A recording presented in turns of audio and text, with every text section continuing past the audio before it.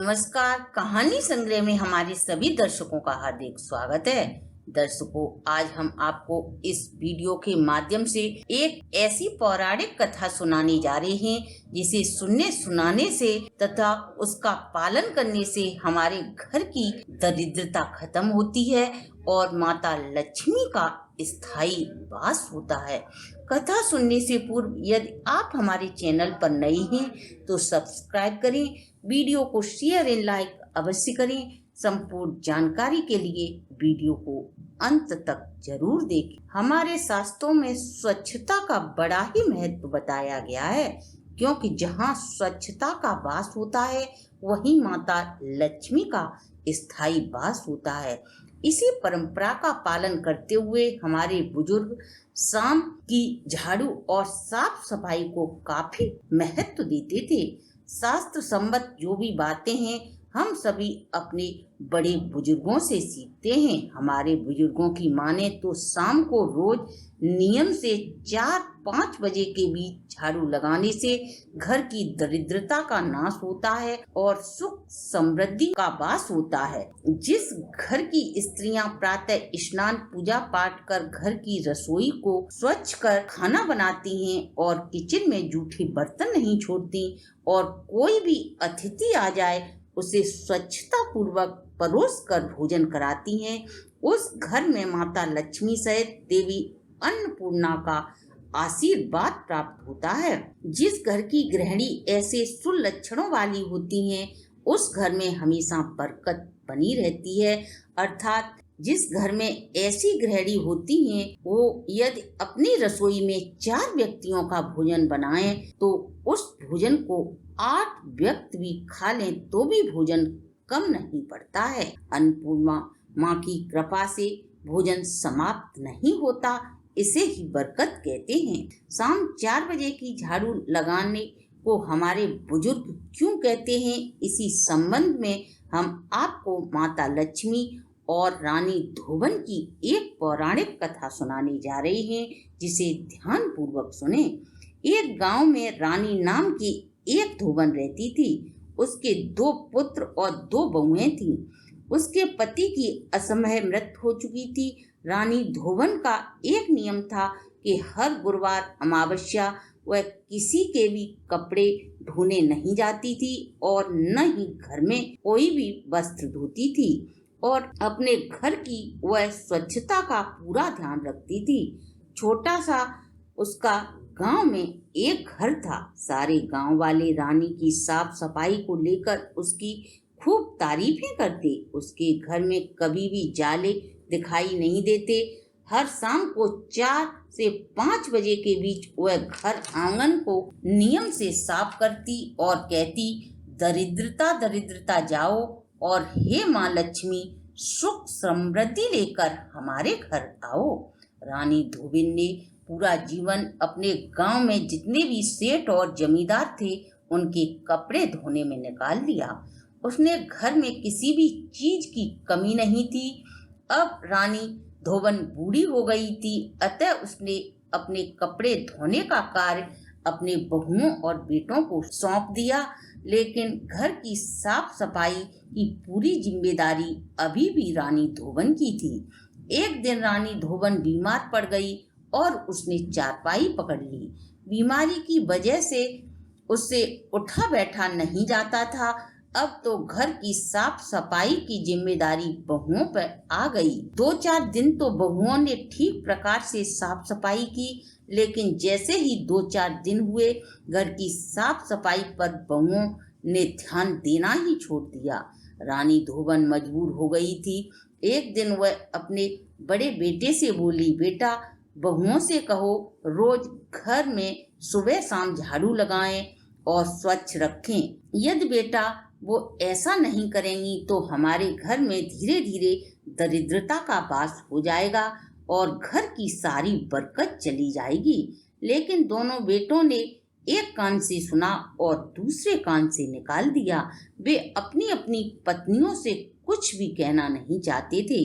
रानी धोबन बिस्तर पर पड़ी पड़ी माता लक्ष्मी से प्रार्थना करती रहती, हे माता लक्ष्मी, मैंने अपनी पूरी जिंदगी बाहर वालों के कपड़े धोकर निकाल दी, लेकिन अपने घर को मैंने कभी गंदा नहीं छोड़ा।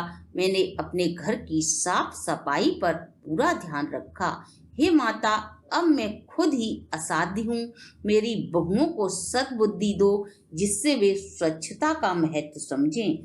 हे लक्ष्मी माँ, मेरे घर को छोड़कर कभी भी मत जाना।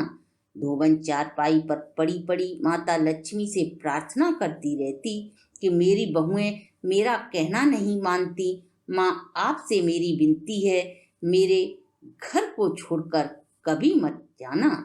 एक दिन माता लक्ष्मी ने सोचा, अब तो धोबिन की बहुओं को सबक सिखाना ही पड़ेगा। यही सोचकर माता लक्ष्मी रानी धोबन की मुंह बोली बहन बनकर उसके घर में आ गईं। बूढ़ी औरत का भेष बनाकर अपने हाथ में एक बक्सा लेकर आई और रानी धोबन के यहाँ आकर रहने लगी। एक दिन रानी धोबिन की बहुओं ने पूछा, मौसी जी, आपका बक्सा बड़ा भारी है, इसमें क्या है? तब बुढ़िया भेषधारी लक्ष्मी माँ बोली, मेरे पति की मृत्यु हुए बहुत साल हो गए और मेरे कोई औलाद भी नहीं है, सो मैंने सोचा मेरी बहन के बच्चे भी तो मेरे ही बच्चे हैं, अतः मेरे पास जो भी धन था वह मैं इस बक्से में भरकर ले आई हूँ। ये सारा धन जो भी मेरे पास है मैं तुम दोनों बहुओं में बांट दूंगी। जो भी घर की अच्छी तरह साफ सफाई कर मेरा और मेरी बहन का ख्याल रखेगी, उसे मैं यह धन का अधिक भाग दूंगी। यह सुनकर दोनों बहुएं बहुत ही खुश हो गईं और अपनी सास की मुंह बोली बहन की खूब सेवा करती और घर की साफ सफाई का पूरा ध्यान रखती।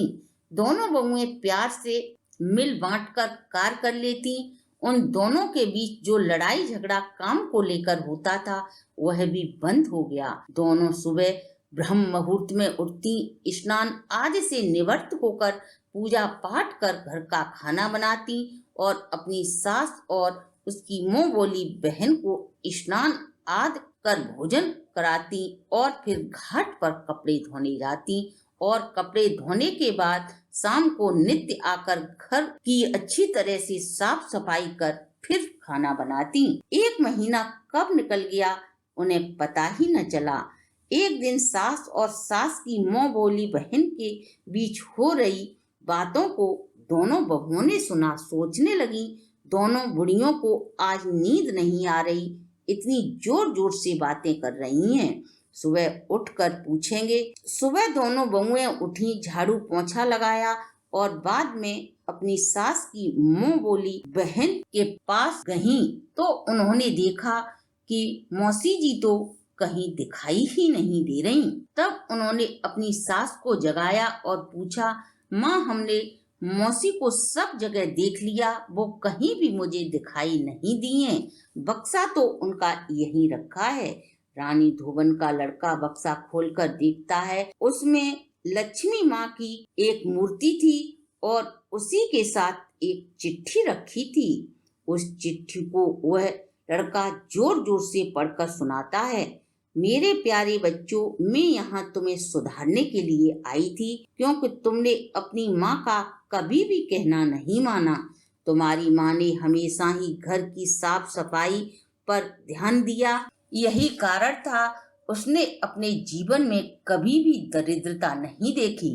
अब ये असाध्य हो गई है और बिस्तर में लेटी लेटी घर की गंदगी को देखकर दुखी होती रहती है। अब वह तुम्हारे अधीन है और दिन रात मुझसे प्रार्थना करती है, माँ, मेरे बच्चों को माफ करना, मेरे घर को छोड़कर कभी नहीं जाना। इसकी प्रार्थना को सुनकर मैं यहाँ आई थी। अब तुम्हें सीख मिल गई, इसलिए अब मैं यहाँ से जा रही हूँ। यह चिट्ठी पढ़कर सभी की आंखों में आंसू आ जाते हैं और सभी ने अपनी माँ के पैर पकड़कर अपनी गलती के लिए माफी मांगते हैं।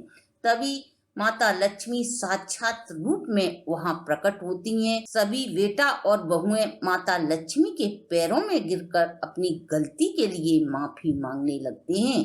तब माता लक्ष्मी बोली, मेरे प्यारे बच्चों, मैंने जो तुम्हें सीख दी उसे हमेशा याद रखना।